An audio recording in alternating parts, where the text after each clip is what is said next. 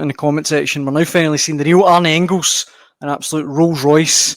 He's obviously referring to Celtic 4, Motherwell 0 yesterday.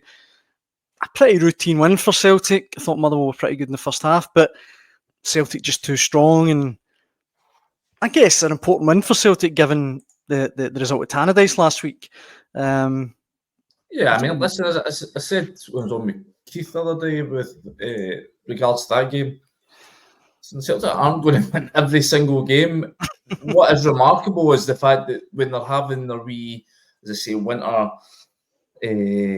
not a slump, but lull maybe, just when the games are piling up, guys are getting tired, there's no time to breathe during this hectic festive schedule, that they've managed to keep grinding out results, whether it be wins or, as I say, that draw last week. So, listen, back at home, a couple of changes made to the team. Engels, listen, he's maybe not delivered the level of consistency and performance that you'd expect for a guy for 11 million quid, but he's still young, he's moving to a new country, and I think we should all heed the lesson of Nicholas Kuhn from last season before jumping to conclusions with new signings, because we hear every manager banging on about this, that it does take time to settle into a new team. Some guys do it quicker than others, yeah, but that's just human nature. So, listen, the kid's clearly good quality, and it would be no surprise to me if he goes on and kicks on from here to show that he's one of Celtic's best players. Yeah, it's been perhaps a slower start than Celtic would have been hoping for, but listen, his pedigree was clear from Germany. You don't spend £11 million on a guy from not to have something about him. So Celtic will be hoping that he can show that on a more consistent basis. But they'll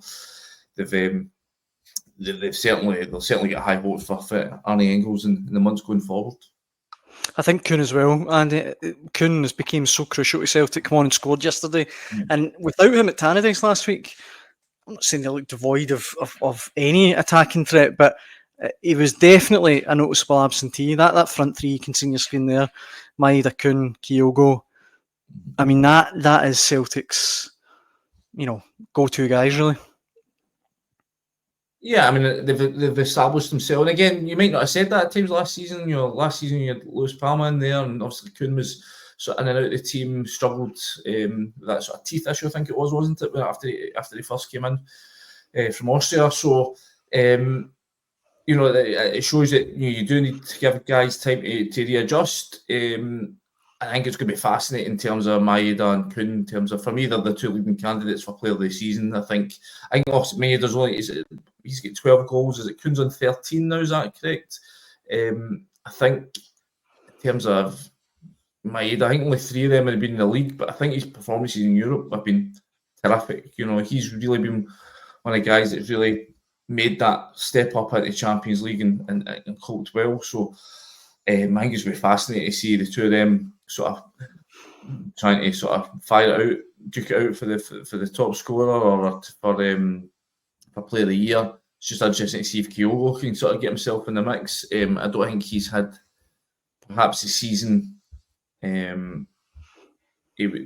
people were expecting. He's not quite as been as, how should we say, influential in this team this season. There's a wee bit of talk about interest from America. Interested to see how that one plays out. I think he's sort of 29, 30 now. Celtic have done well is picking the right time to move guys on. They've maximised performances and then value out of them. So I think there's an argument to be made that if maybe this is the start of Kyogo, if he's past his peak in that sense, perhaps this is now the time to move him on and try and bring somebody else in. That'd be interesting. But listen, Celtic have got no shortage of options up front. They've got guys that can come back in. As I say, we're talking about Palmer. You've got James Forrest, who's out just now. I think that'll be the big boost for Brendan Rodgers going into the game in January 2nd. There was obviously a wee bit of chat. Jason will better than me. He was up at the game at Tannadice last week. There was a wee bit of chat that maybe Kuhn might be missing out through injury. Looks like he's overcome that. Obviously scored a terrific goal. I think we got a wee bit of a deflection on it last night. So listen, Celtic are exactly where they want to be, flying. Dropped 4 points all year domestically. I think this calendar year, I think they've only lost twice. Am I correct in thinking? Game at Tynecastle last year, and then obviously that 4-1 in Dortmund. I think you're right. I mean, like Celtic, as 20, they've got one more game to come. 2024 couldn't have went any better with them. They've got, to have come through a calendar year, only losing 2 games. Obviously, that game at Tynecastle, Brendan Rodgers wasn't too happy with some of the refereeing decisions that happened that day. I think it was Young get sent off, wasn't it? Am I right in thinking? Aye, boot, yeah. Yep, and obviously the Dortmund one. Yeah, it's something we've seen happen to Celtic before, but they seem to have rectified that. Obviously, the performance in Atlanta a couple of weeks later on showed that they addressed some of the issues that affected them in that night. So, it's been a near perfect calendar year for Celtic.